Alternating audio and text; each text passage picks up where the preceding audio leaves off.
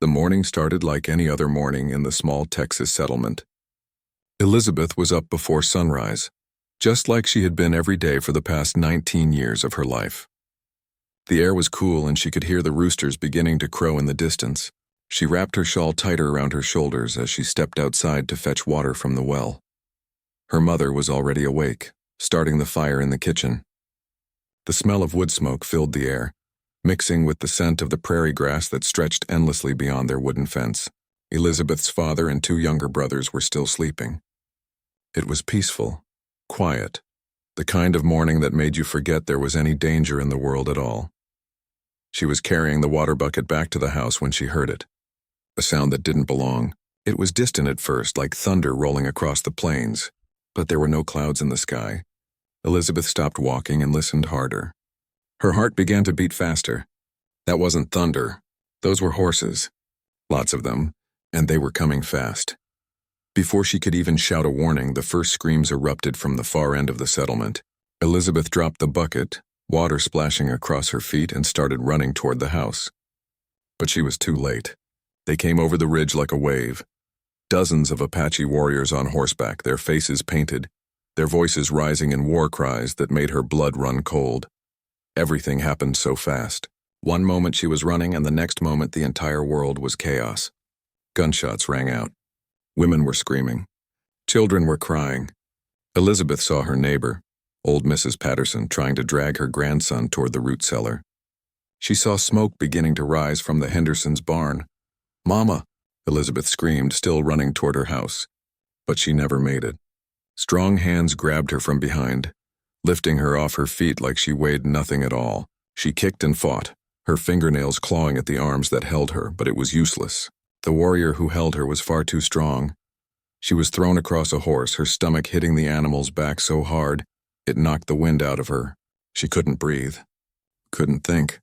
Her vision blurred with tears as she gasped for air. The horse began to move, and through her tears, Elizabeth could see her home getting smaller and smaller behind her. She saw her father burst out of the house with his rifle. She saw her mother in the doorway, her hand pressed against her mouth. She saw smoke rising from 3 different buildings now. And then she saw nothing but prairie grass and dust as the warriors rode away from everything she had ever known. There were 2 other captives with her. One was a young woman from the settlement, maybe a few years older than Elizabeth. The other was a teenage boy, couldn't have been more than 15. Both looked as terrified as she felt. Their hands were bound with leather strips, and Elizabeth quickly realized hers were too. The leather cut into her wrists every time the horse moved. They rode for what felt like hours. The sun climbed higher in the sky, beating down on them without mercy. Elizabeth's throat was dry. Her body ached from being draped across the horse. Several times she thought she might fall off, but the warrior leading her horse kept a firm grip on the rope that bound her. She tried to remember everything her father had told her about the Apache. They were fierce fighters. They knew this land better than anyone. They had been fighting to keep settlers off their territory for years. Her father had always spoken about them with a mixture of fear and grudging respect. But sitting at the dinner table listening to stories was very different from being their captive. As the day wore on, Elizabeth's fear began to mix with something else. Exhaustion. Her mind felt foggy. She wondered if this was real or if she was having some terrible nightmare. Maybe she would wake up and find herself back in her bed, with her mother calling her for breakfast, but she didn't wake up. This was real, as real as the burning sun on her back and the rope burns on her wrists and the terror that sat like a stone in her chest. By the time they stopped to rest, Elizabeth could barely move. She was pulled off the horse and collapsed on the ground. Her legs wouldn't hold her.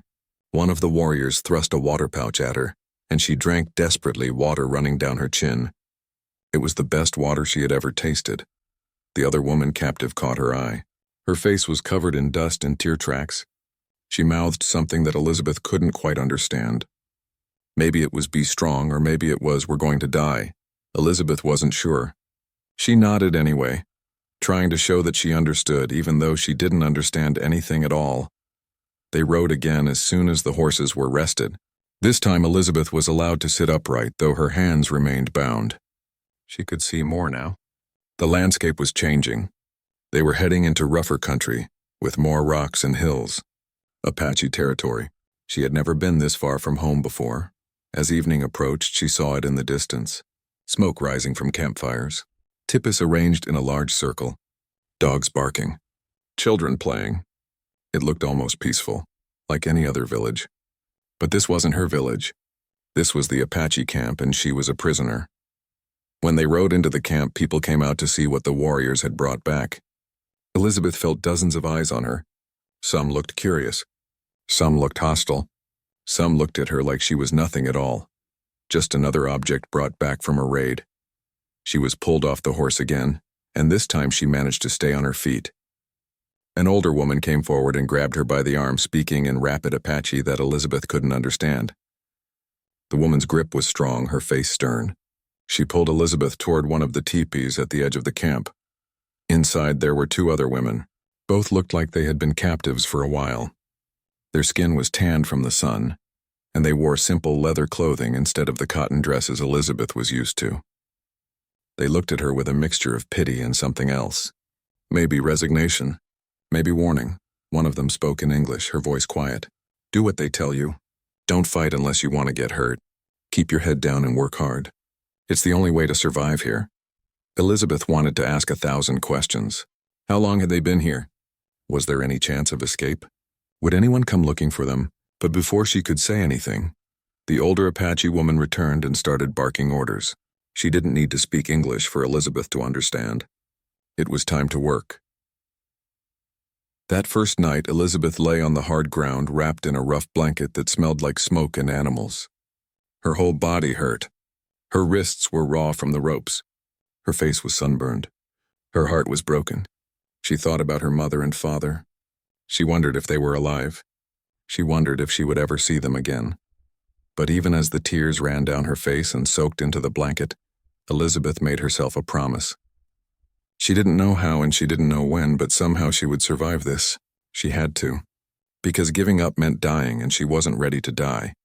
Not yet, not here. She would find a way to keep going, one day at a time, until either she found freedom or made peace with her new reality. She just didn't know yet which one it would be. Elizabeth woke up before dawn to someone shaking her shoulder roughly. Her eyes flew open, and for a split second she forgot where she was. Then reality came crashing back. The hard ground beneath her. The unfamiliar sounds outside. The Apache camp. It hadn't been a nightmare after all. The older woman from yesterday stood over her, speaking in Apache and gesturing impatiently. Elizabeth scrambled to her feet, her muscles screaming in protest. Every part of her body ached from yesterday's ordeal. But there was no time to rest. The woman thrust a large clay pot into her hands and pointed toward the stream she could see in the distance. Water. They wanted her to fetch water. Elizabeth stumbled out of the teepee, squinting in the early morning light. Other women were already up and working. Some were building cooking fires. Others were scraping animal hides stretched on wooden frames. Everyone seemed to have a purpose, a job to do. And now she had one too. The walk to the stream felt endless. The clay pot was heavy even when empty, and Elizabeth knew it would be much worse on the way back. Her feet, still in her worn leather shoes from home, weren't made for this rocky terrain. She could feel blisters forming with every step. At the stream, several Apache women were already filling their containers. They looked at her with cold eyes, speaking to each other in their language. Elizabeth didn't need a translation to know they were talking about her. Their tone said everything. She kept her eyes down and filled her pot as quickly as she could. The walk back was torture. Water sloshed over the sides, soaking her dress. Her arms trembled from the weight. She had to stop 3 times to rest, and each time she did, she could feel the disapproving stares from the women who passed her. They carried their water with ease, as if the heavy pots weighed nothing at all. When she finally made it back to the teepee, the older woman clicked her tongue in disapproval at how much water Elizabeth had spilled. But she took the pot anyway and immediately sent Elizabeth off to gather firewood, and so the days began to blur together. Every morning started before sunrise. Fetch water, gather wood, help prepare food, scrape hides, mend clothing. The work never stopped. Elizabeth's hands, which had been soft from her relatively easy life back home, became rough and calloused. Her back ached constantly. She lost weight because the food was different and there was never quite enough of it. The other captive women tried to help her when they could. The one who had spoken to her that first night was named Catherine. She had been taken from a wagon train 8 months ago. The other woman, whose name was Ruth, had been a captive for almost 2 years. Both had learned to speak some Apache, enough to understand orders and avoid punishment.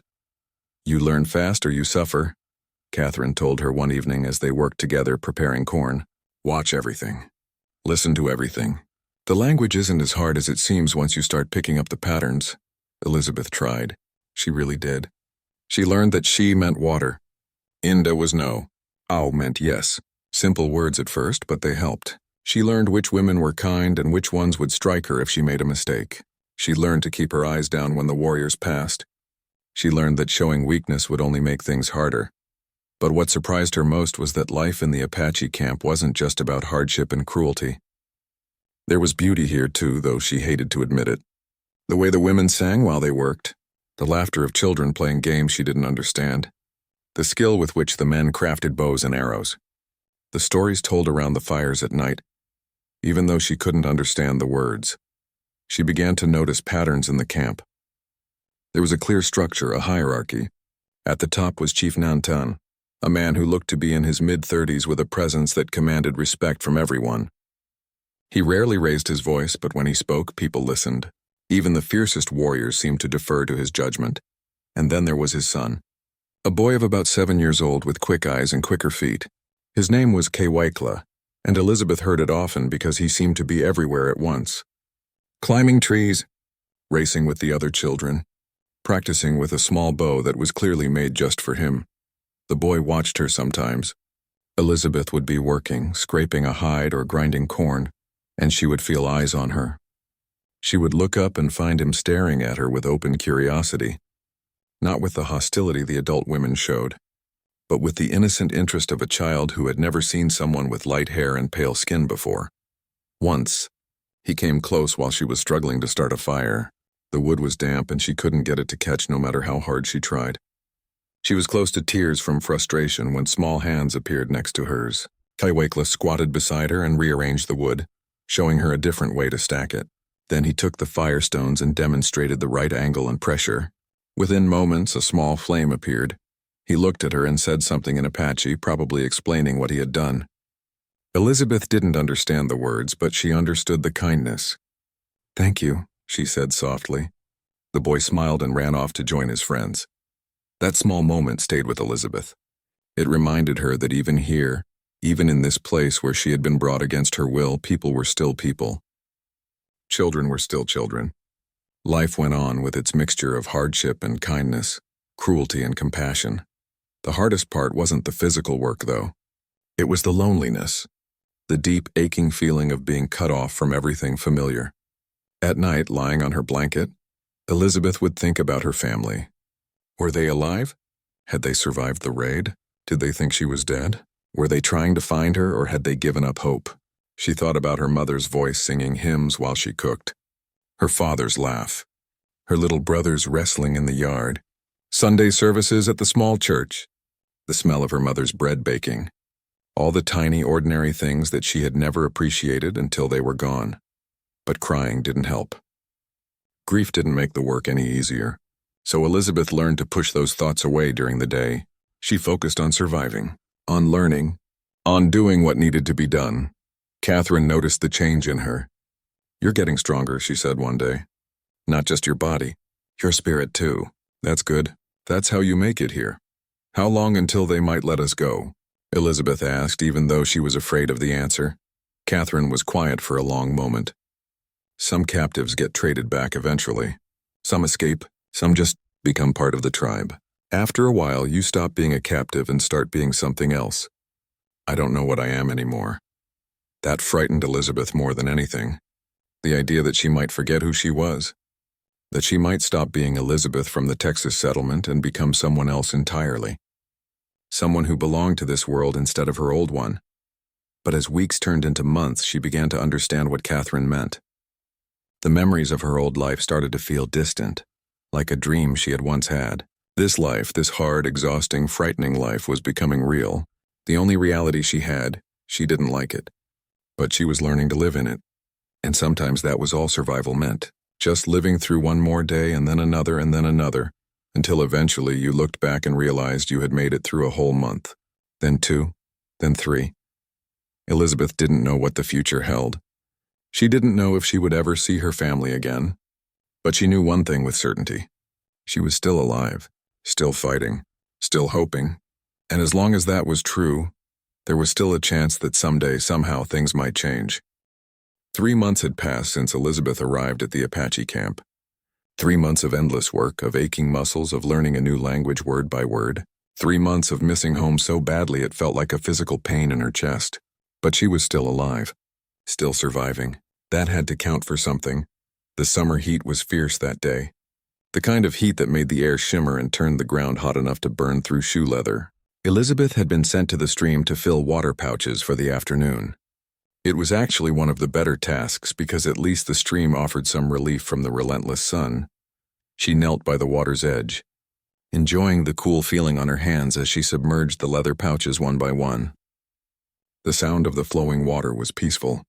For just a moment, she could almost forget where she was and why she was here. She could almost pretend she was just a girl by a stream on a hot summer day. That's when she heard the laughter. Elizabeth looked up and saw Kay Wakela, the chief's son, playing near the water about 20 feet downstream. He was alone, which was unusual. Normally the children played in groups, but today he seemed to be by himself. He was crouched down, poking at something in the shallow water with a stick, completely absorbed in whatever he had found. Elizabeth smiled slightly despite herself. Over the past months she had seen the boy often. He was curious and brave, always getting into small adventures. Sometimes he would watch her work, and once or twice he had helped her with tasks she struggled with. There was something pure about his curiosity, untainted by the suspicion and hostility the adults showed. She turned back to her water pouches, filling the last one, but something made her look up again. Maybe it was instinct, maybe it was luck, maybe it was something else entirely. What she saw made her blood turn to ice. Just beyond where Kay Wakela crouched, partially hidden in the tall grass near the water, was a snake. Not just any snake, a rattlesnake, thick-bodied and coiled, its diamond-patterned back barely visible in the shadows. And its tail was vibrating with that distinctive sound that every person who lived in this territory knew meant danger. The boy hadn't heard it. The sound of the stream was covering the warning rattle. He was moving closer to the grass, still focused on whatever was in the water. One more step and he would be within striking distance. Elizabeth didn't think. There was no time to think. She dropped the water pouches and ran. Her feet splashed through the shallow part of the stream. Her dress tangled around her legs. She heard herself screaming something, she didn't even know what. The boy looked up, startled by her sudden movement and the panic in her voice. She reached him just as she saw the snake's head draw back. In one motion, she grabbed Kay Wakela by his shoulders and shoved him backward hard. He fell into the shallow water with a splash and a cry of surprise, and then the snake struck. Elizabeth felt the impact on her forearm like 2 needles of fire.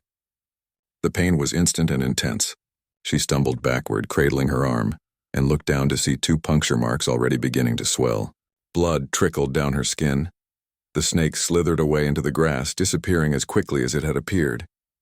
For a moment, everything was silent except for the rushing of the stream. Then Kay Wakela started screaming. Not from pain, he wasn't hurt, but from fear and shock. He scrambled to his feet, water streaming off him, his eyes wide as he looked at Elizabeth's arm. The boy ran. He ran faster than Elizabeth had ever seen anyone run, shouting words she couldn't understand but whose meaning was clear. Help. Danger. Snakebite. Elizabeth sank to her knees in the shallow water. Her arm was already swelling, the skin tight and hot. The pain was spreading from the bite site, radiating up toward her shoulder.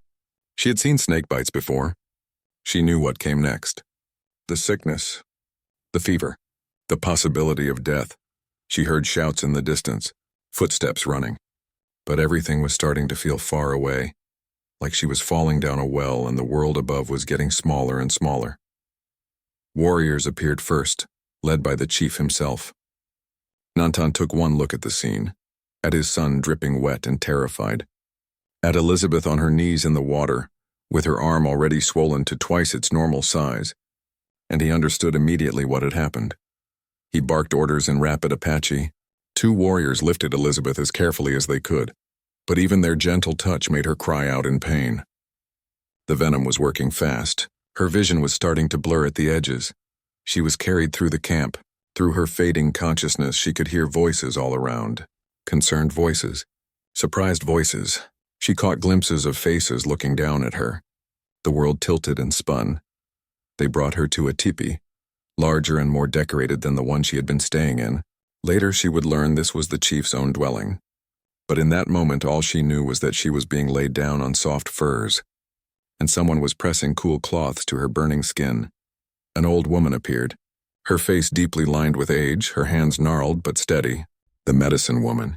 She examined the bite, speaking in low tones to the chief who stood nearby.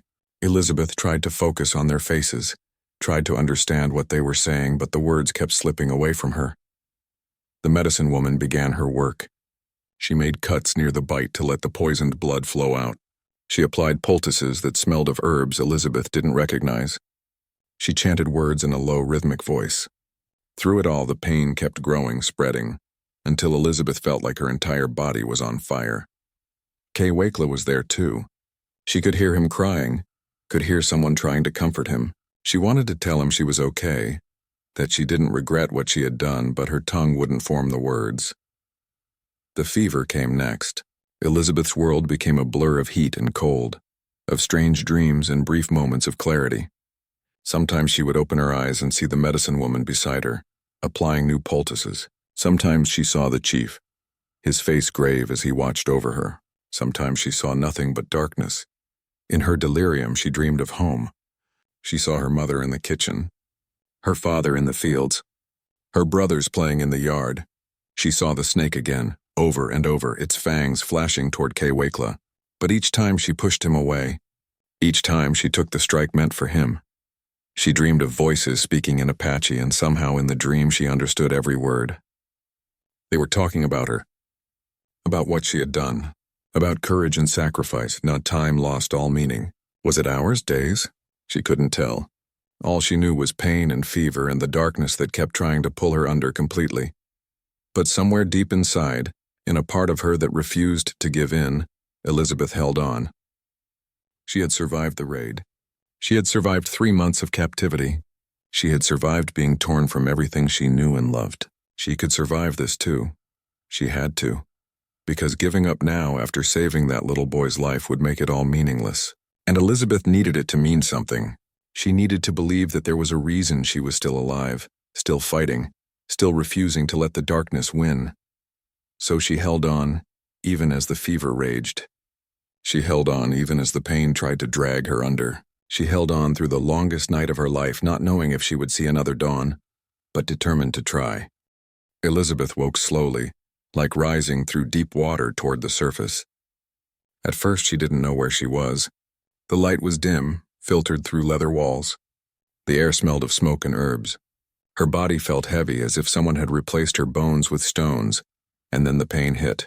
Her arm throbbed with a deep, persistent ache. She tried to lift her head and immediately felt dizzy. How long had she been unconscious? A face appeared above her. The old medicine woman, her expression unreadable as she studied Elizabeth's eyes. She said something in Apache, then placed a cool hand on Elizabeth's forehead. The woman nodded to herself, seeming satisfied with whatever she found. Elizabeth tried to speak, but her throat was too dry. The medicine woman understood and brought water to her lips. Elizabeth drank desperately. The cool liquid, the most wonderful thing she had ever tasted. When she finally stopped drinking, she managed to croak out a single word. How long? The medicine woman didn't understand English, but she held up 3 fingers. 3 days. Elizabeth had been unconscious for 3 days. She looked down at her arm. It was wrapped in bandages made from soft leather and plant fibers. The swelling had gone down, though her forearm was still larger than normal. The skin that she could see was discolored, purple and yellow bruises spreading from where the snake had bitten her. But she was alive. Against all odds, she had survived. Over the next few hours, as Elizabeth drifted in and out of sleep, she began to notice her surroundings more clearly. This wasn't the teepee she had been sharing with the other captive women. This place was larger, with painted symbols on the walls, beautiful furs on the ground, weapons hanging from the supports. This was someone important's home. It was late afternoon when the chief came to see her. Nantan entered quietly, ducking through the tipi entrance. He was a tall man, broad-shouldered and strong, with long black hair and eyes that seemed to see everything. Elizabeth had seen him from a distance many times over the past months, but never this close. He stood for a moment, just looking at her. His face was serious, impossible to read. Elizabeth tried to sit up, struggling with her weakened body. He raised a hand, gesturing for her to stay down. Then he did something unexpected. He sat down beside her, crossing his legs. For a long moment, he said nothing. Then he began to speak in Apache, his voice low and measured. Elizabeth shook her head, frustrated by her limited understanding of the language. The chief seemed to consider this, then raised his voice slightly. "Kewekla," he called. Moments later, the boy appeared at the entrance. When he saw Elizabeth awake, his whole face lit up. He rushed to her side, speaking rapidly in Apache, his words tumbling over each other. She caught a few words she knew. "Good. Alive. Thank you." The chief spoke to his son, and the boy nodded seriously. Then Kewekla turned to Elizabeth and began to speak more slowly, mixing Apache words with a few English ones he had picked up. Between his simple translations and his father's gestures, Elizabeth began to understand what was being said. The chief was thanking her. He was telling her that she had saved his son's life, that she had acted with courage and honor, that she had put Kewekla's safety above her own without hesitation. Elizabeth felt tears sting her eyes. She hadn't done it for thanks. She had done it because a child was in danger, and no child deserved to die from a snake bite when she could prevent it. It didn't matter that it was an Apache child, the son of the man who led the raid on her settlement. In that moment by the stream, all she had seen was a little boy who needed help. "I couldn't let him get hurt," she said softly, knowing the chief probably didn't understand her words but hoping he might understand her tone. Nantan continued speaking through his son's halting translations. He explained something that Elizabeth had never heard of before. In Apache culture, when someone saved your life, a debt was created. Not just any debt, but a sacred one that bound people together. By saving Kewekla, Elizabeth had created a bond with the chief's family that could not be ignored. From this day forward, things would be different. She would no longer be treated as just another captive. She had honored his family, and his family would honor her in return. Over the next few days, as Elizabeth slowly regained her strength, she began to see what the chief had meant. The other captive women came to visit her, their eyes wide with amazement. Catherine could barely believe it. "Do you understand what's happened?" she whispered. "You're in the chief's own teepee. The medicine woman is still treating you. The women who used to ignore you are now bringing you food." It was true. Women Elizabeth had never spoken to before came with bowls of stew, with fresh water, with herbs to help her heal. They spoke to her differently now, with respect instead of contempt. Some even smiled at her. The children came too, led by Kewekla. The boy visited her every day, sometimes multiple times. He brought her things he thought she might like. A pretty stone from the stream, a feather from a bird, a small carved figure that he had made himself. He practiced his English words with her and taught her more Apache. The barrier between them was slowly coming down, but the biggest change was how the chief himself treated her. Nantan came to check on her recovery every evening. At first, he would simply look in, say a few words to the medicine woman, and leave. But as Elizabeth got stronger and could sit up, could speak more clearly, these visits became longer. He began to ask her questions, using Kewekla as a translator. Where had she come from? What was her life like before? He seemed genuinely curious about her world, about the settlers and their ways. Elizabeth answered honestly. She told him about her family, her home, the simple life they had lived. In return, and this surprised her most of all, he began to tell her things too. About the Apache people, about their history in this land, about the constant pressure from settlers moving into territory that had belonged to his people for generations, about the choices he had to make as chief, balancing survival against the desire for peace. These conversations confused Elizabeth. They complicated everything she thought she knew. The Apache weren't just savage raiders. They were people fighting for their home, for their way of life. They had families they loved, children they wanted to protect, dreams and fears just like everyone else, and she, Elizabeth, was caught somewhere in the middle. A captive who had become something else. Someone who had been shown kindness after an act of courage. Someone who was beginning to see that the world wasn't as simple as she had once believed. One evening, about a week after she had woken up, the chief sat with her longer than usual. Through Kewekla, he asked her a question that made her heart race. "My father wants to know," the boy said slowly, finding the English words carefully. "If you are happy that you saved me, even though it hurt you, even though you might have died." Elizabeth looked at the boy's earnest face, then at the chief's serious expression. She thought about the question. Really thought about it. She had been bitten by a rattlesnake. She had nearly died. She had suffered pain unlike anything she had known before. And she had done all of this for people who had taken her from her home. But when she looked at Kewekla, alive and healthy and smiling at her with complete trust, she knew her answer. "Yes," she said firmly. "I would do it again." The chief nodded slowly when his son translated. There was something in his eyes that Elizabeth couldn't quite read. Respect, maybe, or recognition, or perhaps something deeper that she didn't yet have the words to name.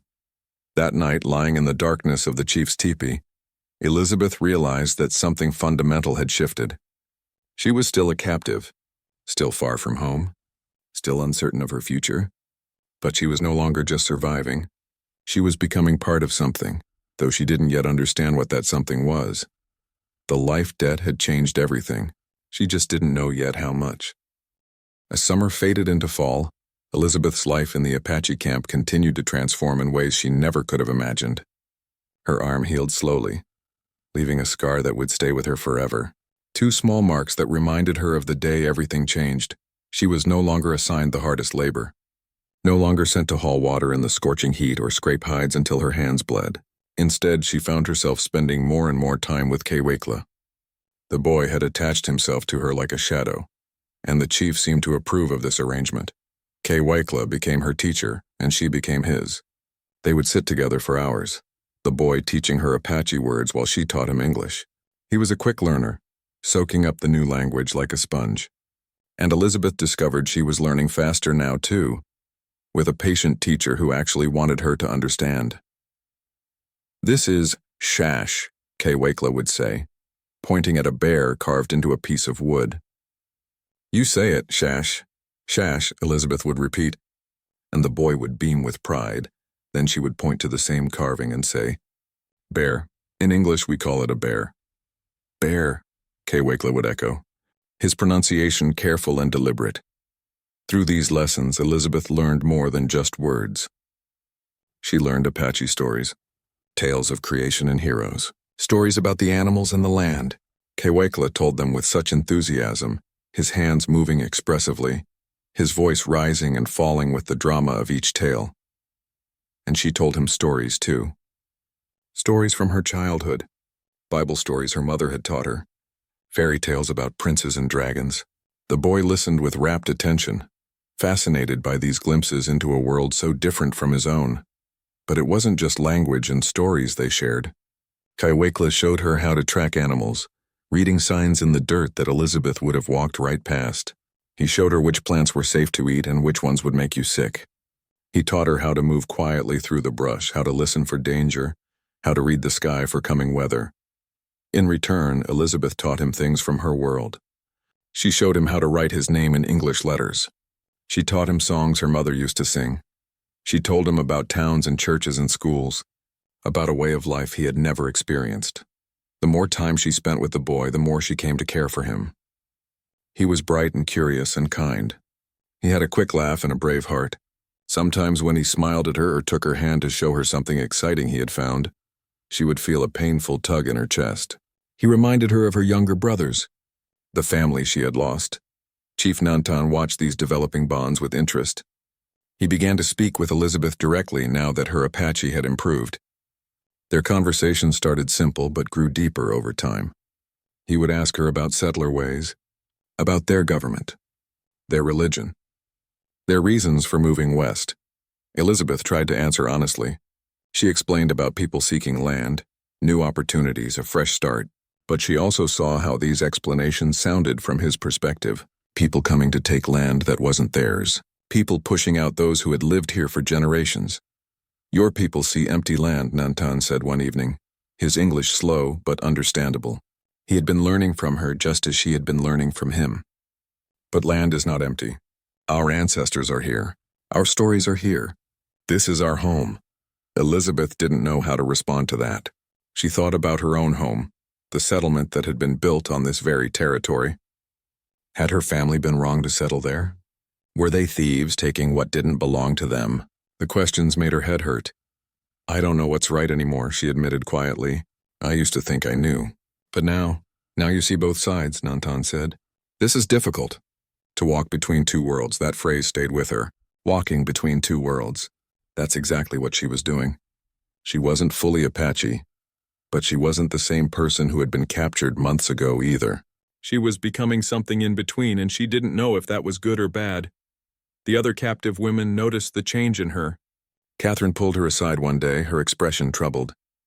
You're becoming one of them, she said, not unkindly but with concern. I can see it happening. You're forgetting who you really are. I'm not forgetting, Elizabeth protested. But was that true? Sometimes days would go by without her thinking about her old life. Sometimes she would dream in Apache instead of English. Sometimes she would feel more at home sitting around the fire listening to Apache songs than she ever had in the settlement church. Ruth, the woman who had been a captive longest, just nodded knowingly. It happens to all of us eventually. You can only fight it for so long. At some point, you have to decide if you're going to keep suffering by clinging to a past you can't return to, or if you're going to live in the present you're actually in. But Elizabeth didn't want to choose. She didn't want to give up who she had been, but she also couldn't deny who she was becoming. The problem was she was starting to understand the Apache in ways that troubled her. She understood their anger at losing their land, their fear of losing their way of life, their desperation to protect their children's future. She also couldn't forget her own family. Were they still alive? Did they think she was dead? Had they grieved for her and moved on? The not knowing was its own special kind of torture. One day, Kewekla asked her a question that cut right to the heart of her confusion. If you could go home, he said in his careful English, would you? Elizabeth opened her mouth to say yes immediately. Of course she would. But the word stuck in her throat. Because she realized with a shock that she wasn't sure anymore. Home meant her family, but it also meant a life where she would never see this boy again, where she would never speak Apache or hear the stories or understand this culture she was beginning to appreciate. I miss my family very much, she finally said, which was true but didn't really answer his question. Kewekla seemed to sense her confusion. He took her hand in his small one. I am glad you are here, he said simply. I am glad you saved me. I am glad we are friends. The word struck Elizabeth deeply. She had never thought of her relationship with an Apache child as friendship. But that's exactly what it was. Genuine affection had grown between them. He trusted her. She cared about him. That was friendship, no matter what languages they spoke or what worlds they came from. That night, as Elizabeth lay awake in the teepee that had become her home, she thought about identity, about loyalty, about the complicated nature of human connection. She had been taught her whole life that Apache were the enemy, dangerous, savage, to be feared and fought against. But the Apache she had come to know were nothing like that simple story. They were complex people with rich traditions, strong family bonds, and deep connections to their land. They could be fierce warriors, yes, but they could also be gentle teachers, loving parents, and loyal friends. And she, Elizabeth, was caught between these two understandings. She carried both truths inside her now, the memory of the raid and the terror of capture, and the reality of daily life among people who had shown her kindness after she had shown them courage. She thought about what the chief had said. Walking between two worlds. Maybe that's what she would always be now. Not fully one thing or another. Not purely captive or purely free. Not entirely her old self or entirely someone new.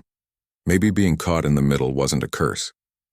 Maybe it was a gift, even if it was a painful one, because she could see what people on both sides couldn't see. She could understand what they couldn't understand. She didn't know what the future held. She didn't know if she would ever see her family again, or if this Apache camp would be her home forever. But she knew one thing with certainty. She was no longer the same terrified girl who had been dragged away from her burning settlement months ago. She had changed, grown, become someone more complicated and more understanding. She was walking between two worlds, and maybe, just maybe, that was exactly where she needed to be. 6 months had passed since the snakebite. 6 months of learning and growing and changing. Elizabeth could now speak Apache fluently enough to carry on real conversations. She understood the rhythms of camp life, the unspoken rules, the social hierarchies. She was no longer an outsider looking in. She had become part of the fabric of daily life, though she still wasn't quite sure where she fit. It was early winter when everything changed again. Elizabeth was helping prepare food with some of the other women when she noticed them whispering and glancing at her. This wasn't unusual. People often talked about her, the white woman who had saved the chief's son. But something about today felt different. The whispers were more excited, the glances more knowing. Later that afternoon, one of the elder women approached her. Through a mixture of Apache and gestures, she told Elizabeth that someone wanted to speak with her. Someone important. Elizabeth was to make herself presentable and come to the chief's teepee at sunset. Elizabeth's stomach dropped. Had she done something wrong? Was she in trouble? Catherine, who had been nearby, looked worried. "What did you do?" she whispered. "Nothing. At least I don't think so." The rest of the afternoon crawled by. Elizabeth tried to focus on her work, but her mind was racing. She ran through everything she had done recently, trying to figure out what might have caused a problem, but she came up with nothing. As the sun began to set, painting the sky in shades of orange and pink, Elizabeth made her way to the chief's teepee. Her hands were shaking. Kewekla was outside playing with some other children. When he saw her, he gave her a big smile and a wave. That calmed her slightly. Surely if she was in serious trouble, the boy wouldn't be so happy to see her. Inside the teepee, Chief Nantan sat waiting. But he wasn't alone. Several of the tribal elders were there too, their weathered faces serious. And there was a woman Elizabeth recognized as a translator, someone who spoke both Apache and Spanish and some English. This must be truly important if they had called for a translator. Elizabeth sat where she was directed, her heart pounding. The chief began to speak, and the translator turned his words into English. What he said next was so unexpected that Elizabeth thought she must have misheard. Chief Nantan wanted to take her as his wife. For a moment, Elizabeth couldn't breathe, couldn't think. The words didn't make sense. Wife, his wife? This had to be a misunderstanding. But as the chief continued speaking, as the translator carefully explained, Elizabeth realized there was no misunderstanding. Nantan's first wife had died 2 years ago, leaving him to raise Kewekla alone. Apache custom allowed him to remarry, and he had chosen her. The translator explained the reasoning. Elizabeth had shown courage and honor. She had saved his son's life without thought for her own safety. She had learned their ways and language. She had proven herself worthy of respect. Kewekla had grown deeply attached to her. The boy needed a mother, and Nantan believed Elizabeth would be a good one. As a chief's wife, she would have status and protection. She would be part of the most respected family in the tribe. She would want for nothing. Her life as a lowly captive would be completely over. Elizabeth sat in stunned silence as all of this was explained to her. Her mind was reeling. This was impossible. Wasn't it? She was a captive. He was her captor. He was Apache. She was white. This couldn't actually be happening, and yet it was. The chief was watching her face carefully. Through the translator, he said something else. He was giving her 3 days to decide. He knew this was unexpected. He knew she would need time to think. He would not force her. The choice was hers. That last part shocked Elizabeth almost as much as the proposal itself. He was giving her a choice? Captives didn't get choices. But apparently she did. Elizabeth stumbled out of the teepee in a daze. Catherine was waiting nearby, practically bouncing with curiosity. What happened? What did he want? He asked me to marry him, Elizabeth said, the words feeling strange and foreign in her mouth. Catherine's jaw dropped. Then she grabbed Elizabeth's arm and pulled her away from the teepee, away from listening ears. He what? He wants to marry me. He gave me 3 days to decide. For a moment, Catherine just stared. Then she said something Elizabeth wasn't expecting. You're going to say yes, aren't you? I don't know. How can I say yes? He's the chief of the people who captured me. His warriors might have killed my family. How can I marry him? But Catherine shook her head. You're asking the wrong questions. The real question is what happens if you say no? You stay a captive forever. You have no protection, no status, no future. But if you say yes, she paused. If you say yes, you become one of the most important women in this tribe. You get to be Kewekla's mother. That boy adores you. And the chief, well, he's a good man. Respected, fair, there are plenty of Apache women who would jump at this chance. But I'm not Apache, Elizabeth whispered. Aren't you? Catherine asked gently. After 6 months of living here, learning the language, understanding the culture, you're more Apache now than some people born into the tribe. You've already crossed the bridge, Elizabeth. You just haven't admitted it yet. That night, Elizabeth couldn't sleep. Her mind was a whirlwind of thoughts and emotions. She thought about what life as the chief's wife would mean. She thought about Kewekla and how much she cared for him. She thought about Nantan himself, and that's where her thoughts kept returning. The chief, she had to be honest with herself about him. Over the past months, as they had talked and shared stories, as she had learned from him and he had learned from her, something had developed between them. Respect certainly, understanding. But was it something more? She thought about his quiet strength. The way he listened when people spoke. How he made decisions carefully, weighing all options. How gentle he was with his son. How he had given her a choice instead of simply commanding her. He wasn't a monster. He wasn't the savage raider from her nightmares. He was a man trying to lead his people through difficult times. A father who loved his son. A leader who carried the weight of his tribe's survival on his shoulders. Could she love him, or was she just trying to justify the impossible choice in front of her? The second day was harder. Elizabeth watched Kewekla playing and her heart ached. The boy had lost his mother. She knew what that felt like now, having lost her own family. He needed someone. And he had chosen her, long before his father had. But accepting this proposal meant accepting that she would never go home. It meant giving up any hope of seeing her family again. It meant fully crossing that bridge Catherine had talked about. Becoming Apache not just in practice but in reality. On the third day, Elizabeth sat by the stream where she had saved Kewekla's life. She looked at the scar on her arm. 2 small marks that had changed everything. She thought about the girl she had been 6 months ago. Terrified, angry, desperate to escape. Was that girl still inside her? Or had she died somewhere along the way, replaced by this new person who could speak Apache and tell native stories and care for a chief's son? Ruth found her there, the woman who had been a captive longest. I heard about the proposal, Ruth said, sitting down beside her. I'm guessing you're struggling with the decision. How can I say yes? Elizabeth asked. What kind of person does that make me? A survivor, Ruth said simply. A pragmatic one. Look, I'll tell you something I learned. Captivity ends one of 3 ways. You escape, which almost never happens. You die, which happens more often than anyone wants to admit. Or you adapt. You find a way to live with your new reality, maybe even find something good in it. But marriage? To him? Is he cruel to you? Does he mistreat you? No. Do you hate him? Elizabeth opened her mouth to say yes, but stopped. Did she hate him? She had hated him once. Hated all of them. But that hate had faded over time, worn away by daily interactions and growing understanding. No, she admitted quietly. I don't hate him. Then what's really holding you back? Ruth asked. Pride? Loyalty to a life that doesn't exist anymore. Fear of what people would think, even though there's no one here who knew the old you? Elizabeth didn't answer. But she knew Ruth was right. She was holding on to something that was already gone. Her old life was over. It had ended the moment those warriors rode away from her burning settlement. She could spend the rest of her life mourning what she'd lost, or she could accept what was being offered. A chance at a new life, a real life, not just existence, a family, a home, purpose.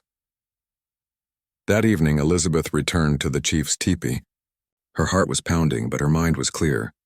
She had made her decision. She just hoped she could live with it. Elizabeth stood before Chief Nantan and said the word that would change her life forever. Yes. The translator repeated it in Apache, and something shifted in the chief's expression. Not quite a smile, but a softening, a look of satisfaction, maybe relief. He nodded slowly and spoke words that the translator turned into English. You honor me. You honor my son. You will not regret this choice. Elizabeth hoped he was right. But there was no taking it back now. The decision was made. The next 2 weeks passed in a blur of preparation. Elizabeth learned that Apache weddings weren't like the weddings she had known back home. There was no church, no preacher, no white dress and veil. Instead, there were traditions she had never heard of, rituals that connected the couple to their community and their ancestors. The women of the tribe, who had once viewed her with suspicion or hostility, now included her in everything. They taught her what would be expected. They helped prepare her wedding clothes. They shared advice, some serious and some that made everyone laugh. Even the women who had been coldest to her seemed to warm up. She was going to be their chief's wife. That meant something. Catherine was amazed by the transformation. A few months ago you were hauling water and scraping hides. Now you're about to become the most important woman in the tribe. If someone told me this story, I wouldn't believe it. I'm not sure I believe it myself, Elizabeth admitted. She was being fitted for a dress made of the softest deerskin, decorated with intricate beadwork and turquoise stones. The craftsmanship was beautiful, far finer than anything she had ever worn before. Kewekla was beside himself with excitement. He followed Elizabeth everywhere, chattering constantly about what would happen after the wedding. "You will live with us always," he said, taking her hand. "You will be my mother. We will be a family." The simple joy in his voice made Elizabeth's eyes sting with tears. Whatever doubts she had about this decision, looking at this child's happiness made her feel like maybe, just maybe, she was doing the right thing. The wedding day arrived with clear skies and cool winter air. Elizabeth was dressed in her new deerskin dress, her hair braided and adorned with feathers and beads. The women had painted symbols on her face using natural dyes. When she saw her reflection in a still pool of water, she barely recognized herself. She looked Apache. She looked like she belonged. The ceremony took place in the center of the camp with the entire tribe gathered in a circle. Elizabeth's heart pounded as she walked toward where Nantan stood waiting. He wore his finest clothing, his hair loose and decorated with symbols of his leadership. He looked every inch the powerful chief he was. An elder conducted the ceremony, speaking words in Apache that Elizabeth now understood. He talked about the joining of two lives, the creation of a new family, the responsibilities they would share. He spoke of courage and honor, specifically mentioning how Elizabeth had saved Kewekla's life. Her actions had proven her worthy of joining their people, not just as a member but as family to their chief. There were rituals. A blanket was placed around both of their shoulders, symbolizing their union. They shared food from the same bowl, drank water from the same vessel. Kewekla stood beside them, part of the ceremony, acknowledging Elizabeth as his new mother. When it was done, when the elder declared them married, the tribe erupted in celebration. There was drumming and singing, dancing that went on for hours. Food was shared, stories were told. Elizabeth found herself swept up in it all, passed from one group of well-wishers to another, trying to remember names and faces, accepting congratulations in Apache and responding with thanks. Through it all, she was aware of Nantan nearby. Her husband now. The word felt strange in her mind, but he was patient, never pushing, giving her space to breathe even in the midst of the celebration. As evening fell and the celebration continued, Nantan took her hand and led her away from the crowd. They walked in comfortable silence to his teepee. Their teepee now.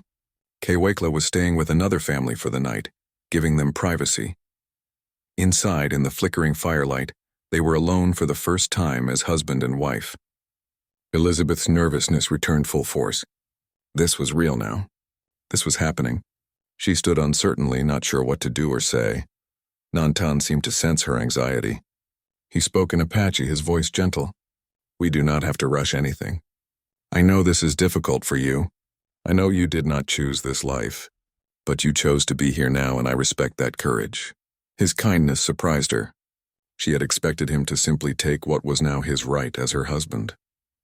But instead he was giving her space, treating her with consideration. They talked for a long time that night, about expectations, about what their life together would be like, about Kewekla in the future. Nantan told her about his first wife, how much he had loved her, how her death had left a hole in his life and his son's. He wasn't looking to replace her, he explained, but he wanted Kewekla to have a mother again, and he wanted a partner to share the burdens of leadership. "I will not lie," he said. When you first came here, I saw only a captive, another white settler from the people who take our land. But you showed me something different. You showed courage, compassion. You saved my son without thinking of yourself. You learned our ways without resentment. You became part of us. I didn't have much choice, Elizabeth said quietly. You always had choices, Nantan replied. You chose to survive instead of giving up. You chose to learn instead of staying ignorant. You chose to save Kewekla instead of letting him die. And you chose to marry me instead of refusing. These were all choices. Hard ones, but yours. Elizabeth thought about that. Maybe he was right. Maybe she had more power than she realized even as a captive. She had shaped her own path, even within constraints. When they finally came together that night, Nantan was gentle and patient. He made sure she was comfortable. He took his time. And Elizabeth found that the experience wasn't what she had feared. There was tenderness there, consideration, maybe even the beginning of something deeper. The next morning, Elizabeth woke up as someone completely new. She was no longer a captive. She was the chief's wife, Kewekla's mother, a member of the tribe with status and respect.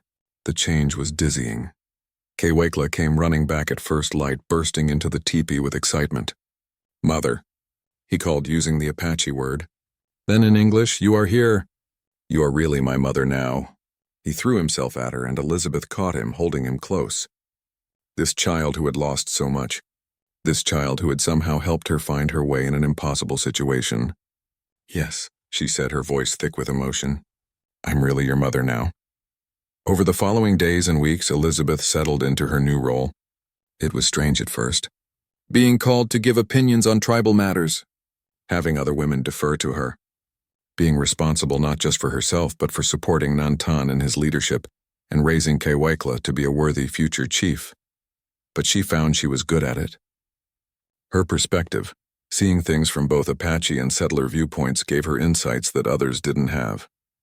She could bridge gaps, help resolve conflicts, offer solutions that satisfied different factions, and her relationship with Nantan deepened. What had started as a practical arrangement began to grow into something more. She found herself looking forward to their evening conversations, appreciating his wisdom and strength, admiring how he led his people with fairness and courage.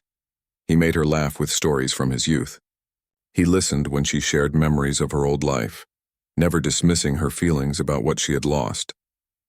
He respected her opinions and often sought her advice on difficult decisions.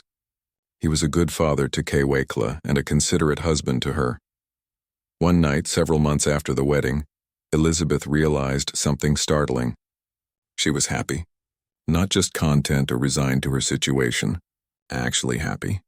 She had a family she loved. Work that mattered. A community where she belonged. She had found peace in the last place she ever expected to find it. She thought about the terrified girl who'd been dragged away from her settlement almost a year ago. That girl was gone. She had been transformed by everything that had happened. The pain and fear and adaptation had forged her into someone new. Someone stronger. Someone who could love across cultural divides. Someone who could build a life from the ashes of her old one. Looking at Nantan sleeping beside her and thinking of Kewekla in his own sleeping area, Elizabeth felt something she hadn't felt in a long time. She felt at home. This was her family now. This was her life. And against all odds, she had come to embrace it. She had walked between two worlds and found her place, not in one world or the other, but in the space she had created for herself. A space where she could honor where she came from while fully living where she was now. A space where she could be Elizabeth and someone new at the same time. She had survived. And more than that, she had learned to truly live again. 2 years had passed since the raid that had torn Elizabeth from her old life. 2 years that felt like a lifetime. She stood now in front of the teepee she shared with her husband and son, one hand resting on her swollen belly. She was 6 months pregnant with her and Nantan's first child together. A daughter, the medicine woman predicted. Kewekla was thrilled at the prospect of having a little sister. Life had settled into a rhythm. Elizabeth had become fully integrated into the tribe. She spoke Apache more naturally than English now. She knew the ceremonies and traditions. She understood the politics and relationships that governed camp life. The other women had stopped seeing her as an outsider long ago. She was simply the chief's wife, respected and valued. Her relationship with Nantan had grown deeper than she ever imagined possible. What had started as a practical arrangement had blossomed into genuine love. He made her feel valued, not just as his wife, but as a person. He sought her counsel on important decisions.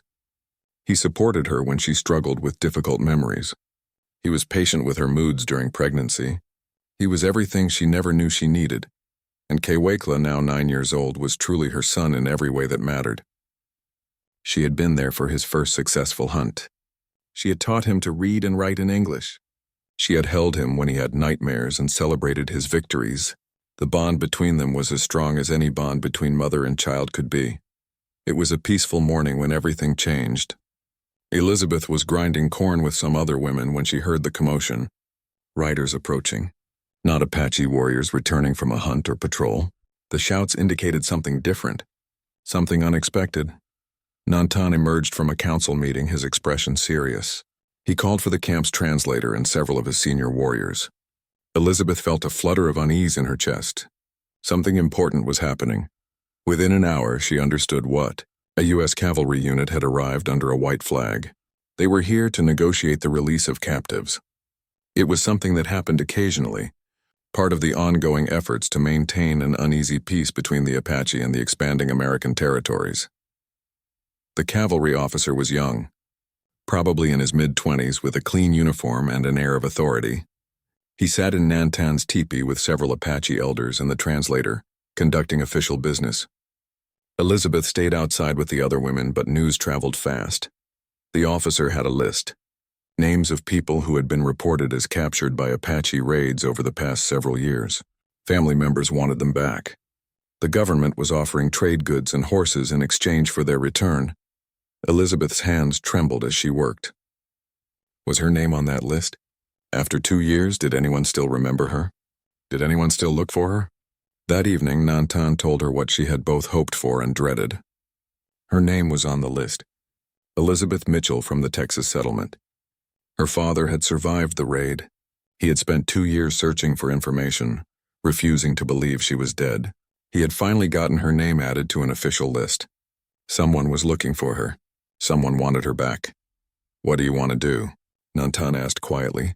They were alone in their teepee, Kewekla already asleep. "The choice is yours. I will not force you to stay. If you wish to return to your people, I will let you go." Elizabeth pressed her hands against her belly, feeling the baby move inside her. Return to her people. The phrase felt strange. Who were her people anymore? The settlers who had built homes on Apache land? The father who might not recognize the person she had become? Or the Apache tribe that had become her family? She barely slept that night. Images from her old life flashed through her mind. Her mother's face, her brother's laughter, Sunday services, the smell of her mother's cooking. She had locked these memories away for so long, and now they came flooding back with painful clarity. But they were mixed now with other images. Kewekla's smile, the baby growing inside her, Nantan's gentle touch, the women she worked alongside every day, the life she had built here, the person she had become. The next morning, the cavalry officer set up a meeting area near the edge of camp. He would call names from his list, and anyone who wanted to be released could come forward. Elizabeth stood with other women, watching from a distance. Her heart was pounding so hard she could hear it in her ears. She saw Ruth, the longtime captive, step forward when her name was called. After years of struggling, Ruth had chosen to go back. Catherine's name wasn't called. She had been taken from a wagon train that no one survived to report. Then the officer read from his list. Elizabeth Mitchell, taken from the Texas settlement approximately 2 years ago, age 19 at the time of capture. Everything went silent. Every person in that camp knew who Elizabeth was. The chief's wife, mother to Kewekla and carrying another child. The white woman who had become one of them. Every eye turned to her. Elizabeth felt Nantan beside her, though he said nothing. She felt Kewekla clutch her skirt, his small body tense with fear. She felt the baby move in her belly. She felt the weight of 2 years of life and love and transformation. The officer looked around expectantly, scanning the crowd for a young white woman who matched the description. When his eyes landed on Elizabeth, they widened in surprise. She didn't look like a desperate captive. She was dressed in Apache clothing, clearly pregnant, standing beside the chief with a child at her side. Elizabeth took a step forward. The entire camp seemed to hold its breath. The officer's face brightened. He had found a captive to rescue. This would be reported as a success. "Elizabeth Mitchell?" he called out in English. "Your father is alive. He's been searching for you. You can come home now. You're free. Free." The word echoed in Elizabeth's mind. What did freedom mean? Was she free now, living the life she had built? Or would she only be free if she left it all behind? She walked closer to the officer, close enough to speak with him. Up close, she could see hope in his face. Hope that he was rescuing someone from a terrible fate. Elizabeth opened her mouth and spoke in clear, fluent Apache, loud enough for everyone to hear. "There is a mistake on your list, officer. Elizabeth Mitchell died 2 years ago in that raid. She no longer exists." The translator converted her words to English. The officer's face filled with confusion. "Ma'am, I don't understand. Your father—" "Tell my father," Elizabeth continued in Apache, her voice steady, "that I hope he has found peace. Tell him I am gone, but I did not suffer. Tell him I found a new life and became someone he would not recognize. Tell him to let Elizabeth rest and move forward with his life." The officer looked at the translator in dismay. She's clearly being held against her will. She's been brainwashed or threatened. "No," Elizabeth said, switching to English so there would be no misunderstanding. "I am here by choice. This is Chief Nanton. He is my husband. This is Kewekla, my son. I am carrying another child. This is my family. This is my home. I am not a captive. I am not being held. I am choosing to stay." The officer stared at her in disbelief. "But your father, your family, your people." "My people are here," Elizabeth said firmly. She felt Nantan's hand on her shoulder, supportive but not controlling. She felt Kewekla pressing against her side. "My family is here. My life is here." She turned and walked back to her family, back to her tribe, back to her home. She didn't look back at the officer or the other soldiers. She didn't let herself think about her father's face when he received the message. She couldn't. If she did, she might break. The officer tried one more time. "Ma'am, please reconsider. This might be your only chance. I have already chosen," Elizabeth called back without turning around. "Tell the others on your list that Elizabeth Mitchell is at peace. That's all anyone needs to know." As she walked away from her last connection to her old life, Elizabeth felt tears on her cheeks, but they weren't tears of regret. They were tears of release. She was letting go of the girl she had been and fully embracing the woman she had become. Nantan took her hand, squeezing gently. "You are sure?" he asked quietly. "I am sure," she said. And she was. In that moment, walking away from the cavalry unit and back to her teepee, she had never been more certain of anything in her life. That evening, the cavalry unit left with only Ruth and one other person who had chosen to return. The camp returned to normal, but everyone looked at Elizabeth differently now. She had been given a chance to leave and she had chosen to stay. That choice meant everything. Kewekla was quiet that night, cuddled against her side. "I was scared you would go," he admitted in a small voice. "I will never leave you," Elizabeth promised, stroking his hair. "You are my son. This is my home. Nothing could make me leave." Later, alone with Nantan, he asked her the question she had been asking herself. "Do you think you will regret this choice?" Elizabeth thought about it honestly. "I will always wonder about my father. I will always carry some sadness about the life I left behind. But regret? No, I don't think I will regret choosing the family I love over the family I lost. I don't think I will regret choosing the life I've built over the life I can never have again." She placed his hand on her belly, where their daughter was growing. "This is real. This is now. This is what matters." Nantan pulled her close. "You are the bravest woman I have ever known. Not because you saved Kewekla from a snake,